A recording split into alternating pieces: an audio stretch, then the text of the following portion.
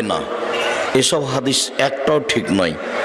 7 দিনের হাদিসই হচ্ছে ঠিক।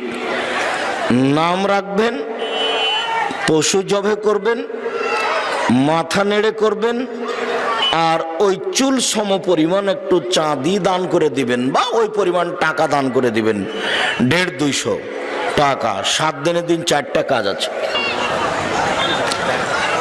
আকিকার গোস্ত নিজের গোস্ত, এটা কুরবানির সাথে কোনো সম্পর্ক নেই। কুরবানির গোস্ত নিজেই একাই খাওয়া যাবে না। ফকির মিসকিন থাকলে না দিলে আপনি গুনাহগার হবেন।